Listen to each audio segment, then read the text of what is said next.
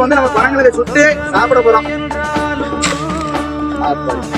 அன்பார்ந்த மக்களுக்கு வணக்கம்.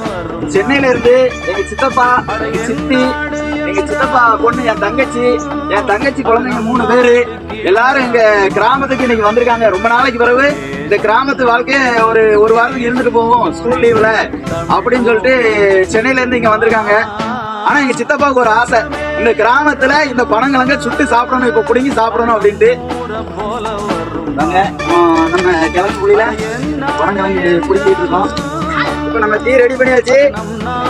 இப்ப வந்து நம்ம பனங்கிழங்க சுட்டு சாப்பிட போறோம். பனங்கிழங்கு இப்ப வந்து நம்ம நெருப்புல போட்டுட்டோம், சூடாயிட்டு இருக்கு, பாதி வந்துருச்சு. இப்ப வந்து ஒரு 2 நிமிஷத்துல பனங்கிழங்கு எடுக்க போறோம், எடுத்து சாப்பிட போறோம்.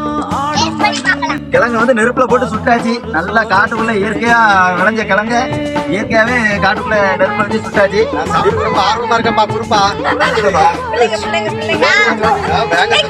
அதோட ஆர்வமா இருக்க சாப்பிட. சுடுது கிழங்கு, சுடுது. இந்த கிழங்கு ரொம்ப இஷ்டம்.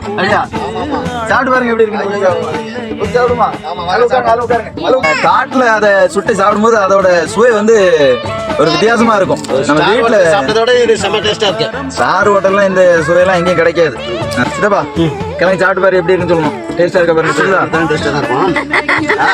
செம்மையா இருக்கு. பார்க்கவே இல்லை, சாப்பிடணும் போல இருக்கு. சூடா இருக்கு. ரொம்ப வருஷம் ஆசை என் தங்கச்சி மகா எப்படி சாப்பிட்டு எப்படி இருக்குன்னு சொல்லுவா. டேஸ்ட் சாப்பிட, அப்படியே கடிச்சு சாப்பிடு, பயப்படாது. சூப்பரா இருக்கா? சென்னையில இந்த மாதிரி கிடைக்குமா? கிடைக்காது. அதுக்கு தானே இங்க வந்துருக்கோம். சூப்பரா இருக்கா?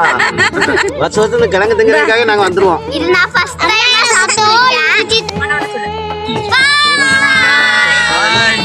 நன்றி.